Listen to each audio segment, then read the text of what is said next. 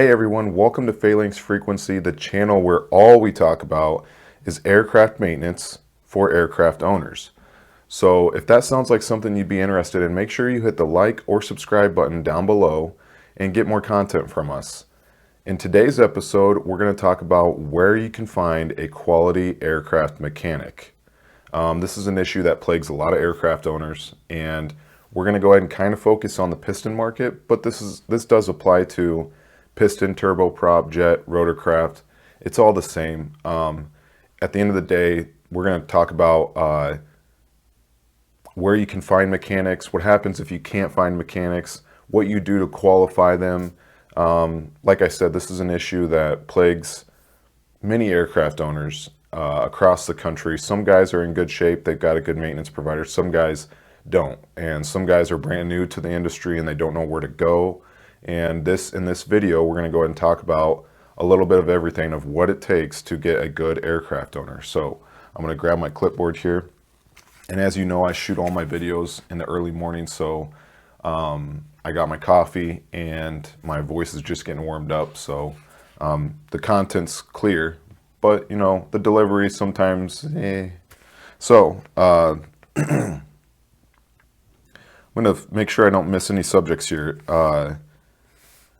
Let's talk about what makes a good aircraft mechanic first. So let's just cover what we're going to talk about in this podcast. What makes a good aircraft mechanic?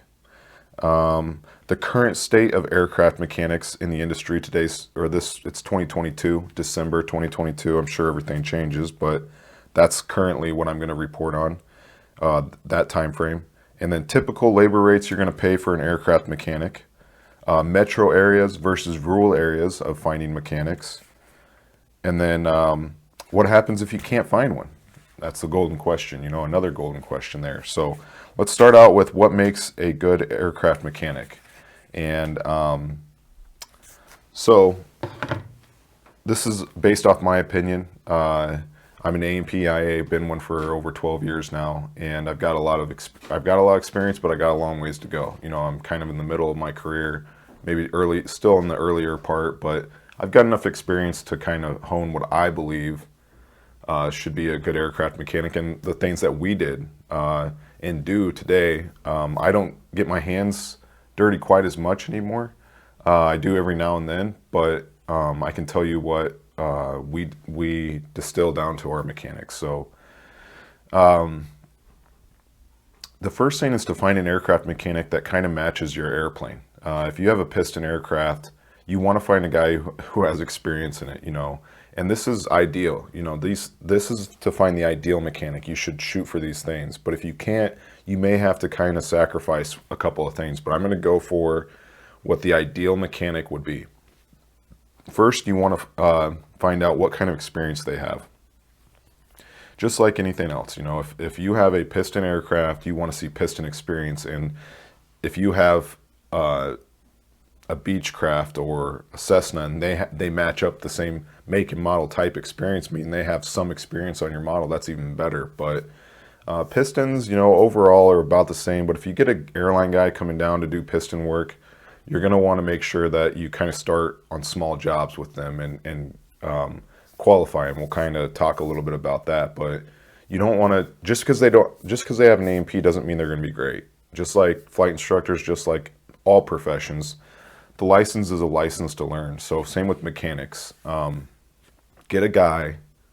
get a guy that has the same type of experience as your airplane. And in the piston world, those guys are getting fewer and farther between, mostly because the working conditions are not as good, and the pay and benefits aren't as good as airline and corporate. So if you find a piston guy and you want to keep them around, just make sure you don't give them heck. And don't complain about the bill, honestly. I mean, at the end of the day, these guys the industry for the piston world is shrinking. And it's going to keep shrinking, I think, until the conditions get better and the pay gets better.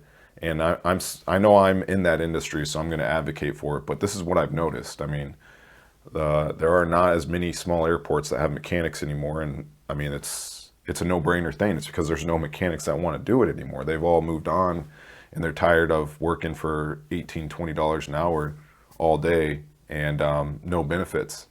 They can't do that. A lot of guys can't. So if you got a good relationship with the piston guy, just make sure you treat them well. They're probably not making, unless they're a shop owner or manager, they're probably not making quite as good money as the other guys. So cherish it. Get a guy, so let's summarize. Get a guy that has the same type of experience as the airplane you have. I'm looking at my list here. So the quality of work. So some of the stuff you won't be able to find out until the mechanic actually works on your plane. One of the best things to do is to kind of, if you don't know about a mechanic, I know this sounds like a pain in the butt, but like you want to make sure that you maybe start with something small if you can, like an oil change or a tire change, something that's a little less complex than an annual or 100 hour, and qualify them that way, because you're going to want to check the quality of their work and you know that as a pilot, you may not be mechanically inclined, but I'm going to talk about a few things, just like if you have them do an oil change, we'll cover that example of what you can look at to decide, hey, is this guy, the quality of his work good? You won't be able to tell everything. I'm not saying this is going to cover, he's going to be a great guy for everything, but these are good things to check to make sure that, hey, he's got enough integrity to make sure that a couple things are tight, and good. So qualify the mechanic.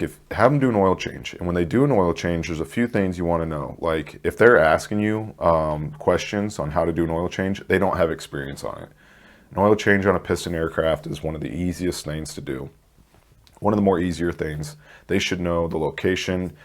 If they ask for the maintenance manual, that could be a red flag too. Not because we all know that you have to have the maintenance manual and you got to have it ready. If you look at the maintenance manual for changing the oil on a piston aircraft, it says change the oil.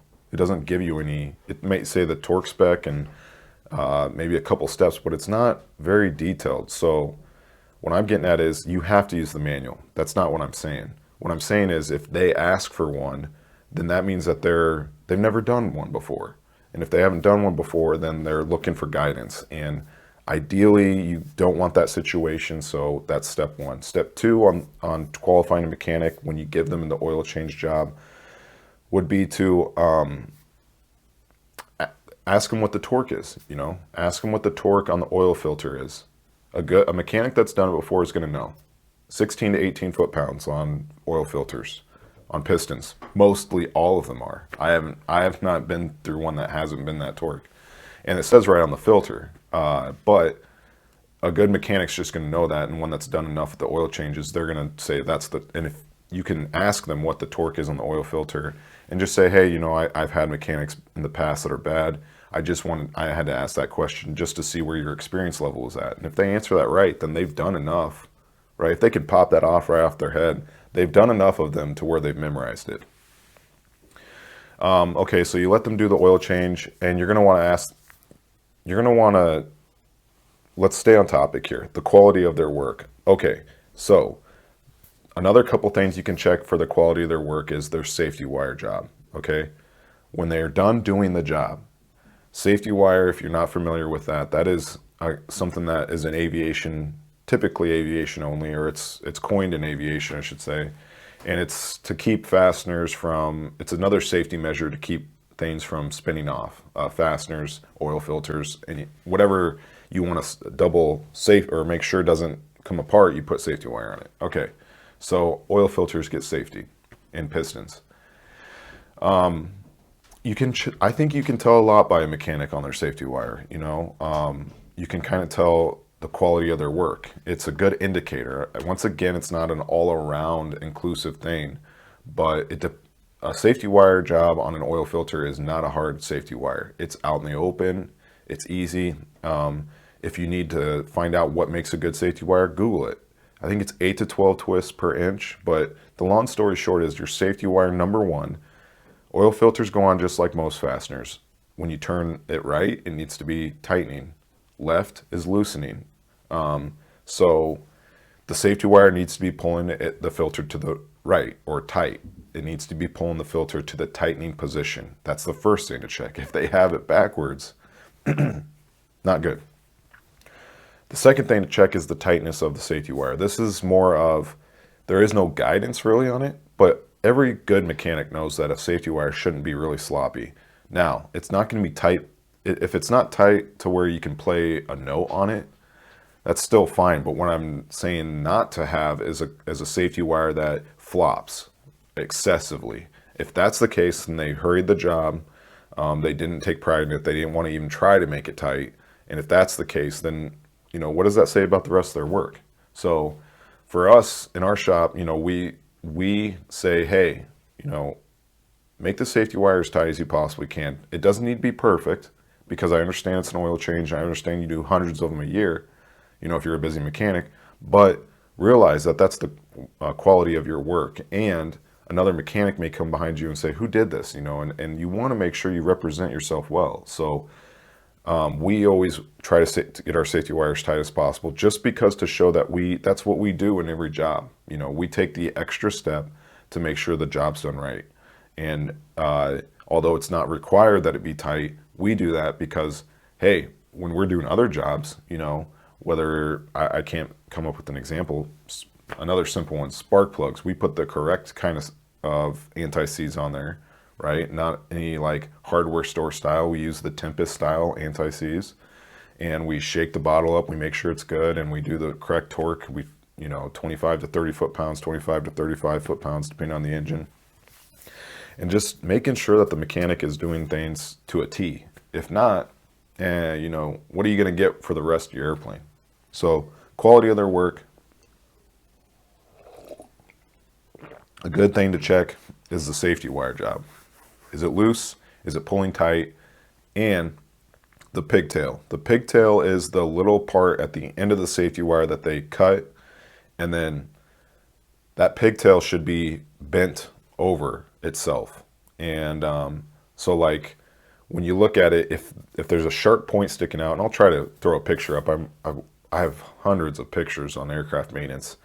I'll have to see if I've got one zoomed in on a piece of safety wire. But the pigtail should wrap itself back towards itself, and not the pointy part should not be sticking out. If a mechanic leaves a pointy part sticking out, another red flag, because one, this is a courtesy thing and a quality thing. Mechanics know to put that safety wire part, the pointy part, back towards the filter or away, so that when someone's reaching their hand in there to do other work or inspect the airplane, they don't get cut up, because trust me, it will cut the crap out of you. Safety wire will. So another thing to check after a first-time mechanic does an oil change is, how was the pigtail, the part that they cut? Is it tucked back towards the filter, or is it pointing out? If it's pointing out, red flag. If it's tucked back in, hey, they're doing at least enough to say, hey, you know, let's make sure we do this right. So check the quality of the aircraft mechanic's work on a small job. This is all what makes a good mechanic, how you can find out about a good mechanic. So checking the quality of their work. And like I said, use the oil filter as a first job. The flow of work. A good mechanic is going to follow a flow of work. And you may take your plane to a shop. I'm talking about, this goes for a shop or a mechanic. You know, a shop should be doing that same thing with the safety wire job. A mechanic should be doing the same thing. Sure, a shop may have shops usually just structure their stuff a little bit better. You know, they have a flow because they've done it more. But the flow of how your maintenance is done to find a good shop or mechanic should be, if it's your first time going there, it should be, if it's a very defined work, there should be an estimate of the work. You know, how much is the cost? What do we do if my cost is going to go above that? You know, the shop should describe that to you. If it's an oil, once again, if you do an oil change, they should say, hey, it takes us 2 hours to do. It's about $150 for the oil and oil filter. We don't really quote oil changes just because that's what they always take, and that's acceptable, you know. And then so you want to make sure the shop quotes you, and then the flow after that is they would do the work, and after they do the work, they would put together a professional invoice and they would send it to you. Right? Sounds simple. This all sounds simple. The more complex the job gets, that's where the flow is, like an annual. Okay. They should be writing all the squawks you should come to them, hey, what's the cost of an annual? Okay, they should give you an estimate. They should tell you what happens after the annual inspection's done, not the complete annual, but the part that they're done inspecting the plane. They should contact you before they go fixing stuff, just to kind of get a quote from, or to consult with you about things. So like the flow on like an annual, and I think I said this on our last podcast, the annual inspection one, but you should get a work approval or work quote, give them the squawks, they should record the squawks, and then after they've recorded the squawks, they should start the work, they should do the inspection. Once the inspection is complete, then they should call you before repairing things and consult with you about those things. Then after you guys have consulted each other, then you approve what can be fixed. They fix the things that need to be fixed, and then they invoice and do logs and complete the job. So kind of a flow. Make sure the flow of the mechanic is appropriate. Make sure that they're giving you an estimate. Make sure that they're not doing work without approval until you guys get comfortable enough to where you're okay with that. But the first time, absolutely not. And then this kind of flows right into transparency and punctuality. Don't settle for a mechanic that's not punctual and not transparent. This is aviation. There's no reason a mechanic should be lying about things, covering things up. Transparency is key. If you have a suspicion that they aren't being transparent, I wouldn't even give them a second chance. I would ask them about it, but I wouldn't give them a second chance. In my opinion, this industry does not need mechanics. We don't need to support mechanics that are like that. So you have to excuse me. It sounds like someone's running some water in the facility here, but yeah, transparency. You're gonna want that, and then let me make sure. Sorry, punctuality. That's another big thing. Some of these guys are busy, and once again, I think a lot of the reasons why guys are slacking off, mechanics and shops, it's probably because they're just burned out and not getting paid well. That's probably a big part of it. So if a mechanic's not punctual, consider maybe making it more incentivizing for them to work on your plane. You know, if you keep whipping these mechanics saying, you know, hey, I need this work done, I need this work done, I need this work done, you know, that is a vicious cycle of like, they're going to continue to get burned out. I know the industry's in tight times right now. It's going to get worse. So just take care of the mechanic, but he should be punctual. And if he's not, maybe you need to figure out a way to incentivize the deal. Bump the pay up, give him free flight time, something that's going to motivate them to want to come to work on your airplane, whether it's a shop or a mechanic.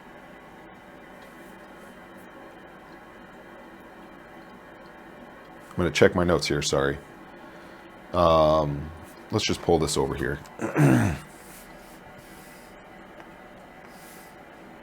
Okay, the current state of aircraft mechanics. I kind of touched on this, so we won't go too far on this, but a lot of mechanics are going to the airlines and the corporate market, and the reason is because the pay's better. So we're going to have a shortage of piston mechanics for the foreseeable future. And until the wages and pay go up a little more, I think that's always going to happen, or that's going to be a problem. And if you're in need of an IA, excuse me, you're even in worse shape, which all piston guys probably need them for an annual. But if you find a good IA and he's younger, make sure you take care of that relationship, because those are few and far between. So like, you want to make sure that within reason, that you take care of them. These guys that are paying IAs $500 to come do their annual and then expecting that year over year, kill me. If you're that kind of guy and listen to this show, I'm sorry to say that shouldn't be how the industry is. It's not. This is not an industry where you should have to pay. Should not jeopardize safety. And that doesn't mean that you can rack up a bill and just because. No, that's not what I'm saying. I'm saying like T-hanger annual is unsafe compared to a good quality annual, period. And eventually it catches up to people. there's a shortage. IAs are hard to find. Like I said, expect to pay more for an IA, and if you have a good relationship, cherish it with an IA. Make sure you cherish it.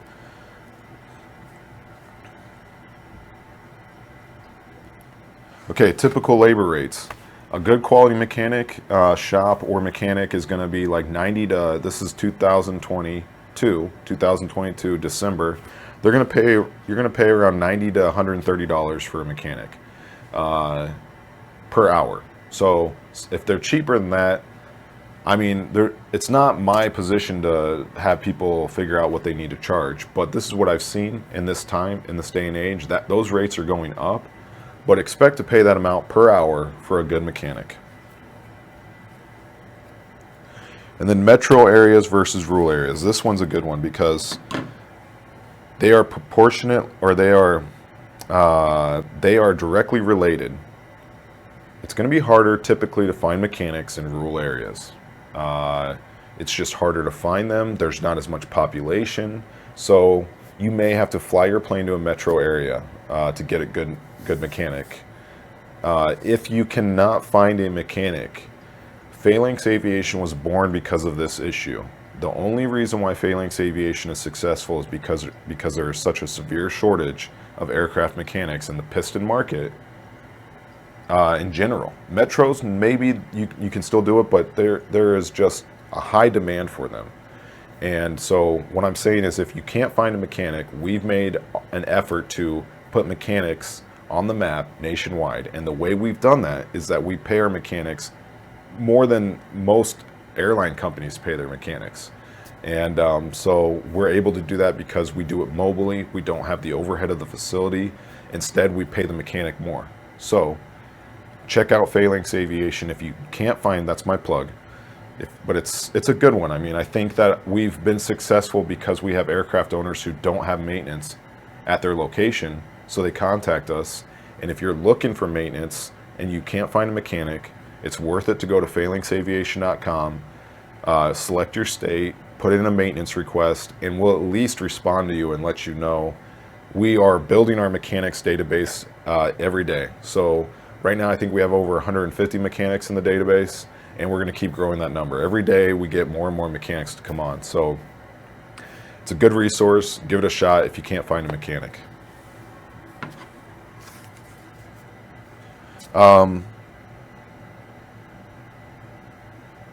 Then let's talk about if you can't find a mechanic, or excuse me, sorry. What I would do is, okay, so if you're having difficulties finding good maintenance for your aircraft, this is the steps I would take to make that, to get rid of that problem. You know, maintenance shouldn't be an issue. And the steps that I would take is use a resource like Phalanx Aviation. It was created for people who can't find mechanics, good mechanics. And I'm not saying that every mechanic we have is going to be a good fit for you, but what I'm saying is we are the largest resource to have mechanics in rural areas, metro areas. When you're in a pinch, we are a great resource for that. So my suggestion is you build a roster of mechanics. You know, so many guys ask for maintenance, they get the maintenance done, and then they depend on that one guy for the rest of their stuff. That's how bad the industry is, you know, like in the piston world. I suggest that you write down the contact information of every mechanic who works on your plane. Build the roster. And this roster, you can put their name, their phone number, their email, what licenses they have, A&P, IA, and then give them a star rating. This is an internal roster for you, so 1 out of 5, give them a star rating. If they were a 5-star, place them in the number 1 slot. If they were a 4-star, put them in the number 2 slot. 3-star, put them in 3 slot. And these slots are like, okay, I need maintenance. Well, now you have the contact information, and you can straight up like, okay, first guy wasn't available, I'll go to the second guy, third guy, and you can make your maintenance a little more predictable, you know, instead of throwing it all together at the end of the day. You know, when you throw it all together at the end of the day and you're like, oh, I need an annual inspection crap, and you're scrambling, then I feel like that's what everybody's doing in the piston world that doesn't have a reliable mechanic. They're scrambling. So my suggestion is to build a roster, and Phalanx is a great way to get mechanics in the door and build that roster. Once you build up a good roster, then hey, you're good. You're set. You're good to go. I don't really have much more on this topic. If you guys have a question about what it takes to get a good quality aircraft mechanic, make sure you drop a comment below, or go to our website and drop a comment on the Phalanx frequency at www.phalanxaviation.com. We'd like to hear from you. This is not going to be a real big show just because aviation's not big and then aviation maintenance is not very big. So any comments are appreciative, and if this brings value to you, let us know. I know there's I keep the script loose, so there may be a lot of like on the fly type stuff, but some episodes are better than others. But the goal is, like, we're going to try to help aircraft owners learn more about aircraft maintenance on their plane. And future topics are going to be like how to save money. This one was how to find a quality mechanic. Our previous one was what's included in aircraft annual inspection. And we'll try to get out in the field too and kind of point things out in this podcast too. We're just going to kind of build up some of these episodes in the studio to kind of get a following. But make sure you hit like or subscribe, because we're going to get out in the field and show you things like, hey, this is a good safety wire, or hey, we're going to do an oil change. And there's a lot of that stuff on the internet, but the difference that Phalanx has is that we have the resources at our website to back it up. We're going to show you how to do things, and then you can find the mechanic at Phalanx to do to follow what we're showing you. So if you like this, I'm going to say it again. If you like it, subscribe, hit the like button. That'd be great. And otherwise, we'll plan on just seeing you next time on the Phalanx Frequency Show.